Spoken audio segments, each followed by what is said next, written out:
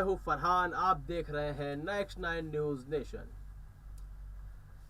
महाराष्ट्र में एकनाथ शिंदे ने ऐसी खलबली मचा दी है कि इस वक्त शिवसेना के जो बड़े नेता हैं जैसे संजय राउत, उद्धव ठाकरे या उनके पुत्र, इन्हें नींद नहीं आएगी जब तक एकनाथ शिंदे वापस नहीं आ जाएंगे।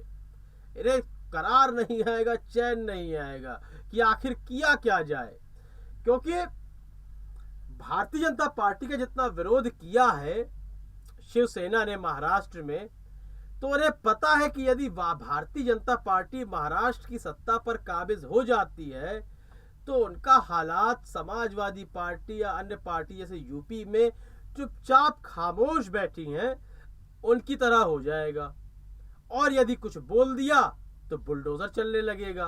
तो इस वक्त शिवसेना में एक खौफ है, लेकिन वह अपने खौफ को छुपाने की कोशिश कर रहे हैं।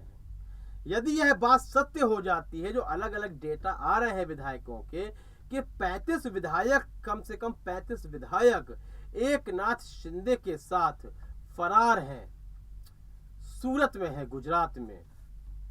वह अपना फोन उन्होंने बंद कर रखा है, उनसे संपर्क नहीं हो पा रहा है। यह सिलसिला तब जारी हुआ जब एमएलसी के चुनावों में क्रॉस वोटिंग हो गई, और क्रॉस वोटिंग के बाद उद्धव ठाकरे ने अपने बंगले में सभी विधायकों की एक बैठक बुलाई। कहा कि बात होगी क्रॉस वोटिंग पर, आखिर यह कैसे मुमकिन है। और आपको बता दें कि यह हमने अपने कई कार्यक्रमों में कहा है कि जो हिंदुत्व के नाम पर वोट देते थे, वह नेता जो हिंदुत्व के नाम की राजनीति करते थे, वह काफी नाराज है शिवसेना से जब से उन्होंने कांग्रेस के साथ गठबंधन कर लिया। क्योंकि इससे पहले जब भारतीय जनता पार्टी के साथ गठबंधन में थी शिवसेना, तो भाजपा और शिवसेना के समर्थक नेता मिलकर के कांग्रेस की खिंचाई करते थे, राहुल गांधी को पप्पू कहते थे, तमाम आरोप लगाते थे। लेकिन जब उसी कांग्रेस के साथ गठबंधन हो जाता है तो उन नेताओं में एक रोष की भावना है, एक ज्वाला भड़क रही है कि आखिर यह फैसला क्यों लिया गया। लेकिन इस फैसले के खिलाफ बोल भी नहीं सकते, उनकी अभी हिम्मत नहीं है कि उद्धव ठाकरे के सामने आकर उनका विरोध करें। लेकिन पार्टी बदलना, छोड़कर भाग जाना, यह उनका अधिकार है। भले ही जवाबदेही ना हो और उनसे सवाल न कर सके उद्धव ठाकरे से, लेकिन छोड़ के जा सकते हैं। तो यही एकनाथ शिंदे ने किया। करीब 35 विधायकों को लेकर गुजरात के सूरत में पहुंच गए और पूरा सारे कनेक्शन तोड़ दिए उन्होंने शिवसेना के साथ। इसी बीच संजय राउत, जो कि किसी भी विषम परिस्थिति में बड़े कॉन्फिडेंस में दिखाई देते हैं, तो इस वक्त भी उसी कॉन्फिडेंस में आए और कहा कि बिना शर्त के वापस आ जाएंगे एकनाथ शिंदे। लेकिन इसी के साथ साथ उन्होंने भारतीय जनता पार्टी को भी एक तंज दे दिया। उन्होंने कहा कि यह मध्य प्रदेश या राजस्थान नहीं है, यह महाराष्ट्र है। यदि आप सोच रहे हो कि विधायकों को खरीद कर हम सत्ता परिवर्तन कर देंगे, तो ऐसा असंभव है करना, क्योंकि यह महाराष्ट्र है और यहाँ शिवसेना है, और जो असली शिव सैनिक हैं वह वापस आएंगे। और उन्होंने एक इमोशनल बयान दिया, जिसको बोलते हैं इमोशनली ब्लैकमेल करना। उन्होंने यह कहा कि एकनाथ शिंदे एक सच्चे शिव सैनिक हैं और सच्चा शिव सैनिक कभी छोड़कर नहीं जाता, और मुझे उम्मीद है मेरे भाई कि आप वापस आएंगे।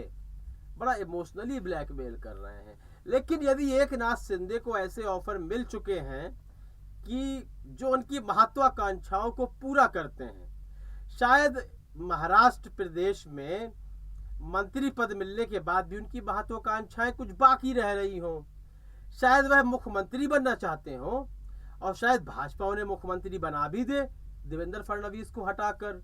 हो सकता है जैसे कि ज्योतिरादित्य सिंधिया को बहुत बड़ा पद दे दिया, तो हो सकता है कि एकनाथ शिंदे को भी बहुत बड़ा पद मिल जाए। खैर, जो भी उनकी महत्वाकांक्षाएं हो, शायद वह भाजपा में जाने से पूरी हो रही हो। तो संजय राउत ने तो कह ही दिया है कि यह मध्य प्रदेश या राजस्थान नहीं है, यहाँ पर आपका चक्रव्यूह नहीं चल पाएगा। तो अब सारा दारोमदार एकनाथ शिंदे पर है। देखिए, यदि 35 विधायक चले जाते हैं तो यह मान लीजिए कि 20 विधायक बचेंगे शिवसेना के पास, अल्पमत में आ जाएंगे। फिर फैसला होगा उपचुनावों के द्वारा, फिर वहां जो परिणाम आएगा वही अंतिम परिणाम होगा। लेकिन इससे पहले शिवसेना पूरा प्रयास करेगी। और बात रही कि एक जो गुंडागर्दी कही जाती है राजनीति में, कि एक धमका कर रखना विधायकों को, अपने सांसदों को, तो ये शिवसेना अच्छी तरह जानती है कि महाराष्ट्र के भीतर किसको कैसे धमकाना है। वह कोई फिल्मी अभिनेता हो, कोई बड़ा बिजनेसमैन हो, या वह कोई पार्टी का नेता हो, सबको धमकाना जानती है शिवसेना। तो जरूर एकनाथ शिंदे के लिए भी कोई ना कोई प्रोग्राम तय कर रखा होगा संजय राउत ने। अब वह क्या है आने वाले समय में पता चलेगा, लेकिन एकनाथ शिंदे आते हैं या नहीं, यह आज बहुत बड़ा सवाल है। और इस वक्त भारत का सबसे अहम मुद्दा भी है, क्योंकि भारत का जो कमर्शियल स्टेट है महाराष्ट्र, वहाँ की राजनीति में खलबली है। और जो एक हिंदू हृदय सम्राट कहे जाने वाले बाल ठाकरे की पार्टी शिवसेना, तो क्या आप शिवसेना को त्याग देंगे? शिवसेना अब भारतीय जनता पार्टी में तब्दील हो जाएगी? यह बहुत सवाल हैं आप सबके सामने। तो अपना जवाब कमेंट सेक्शन में अवश्य दें। कार्यक्रम को लाइक करें, ज़्यादा से ज़्यादा शेयर करें और चैनल को सब्सक्राइब अवश्य कर दें। तब तक के लिए इजाज़त दीजिए। धन्यवाद।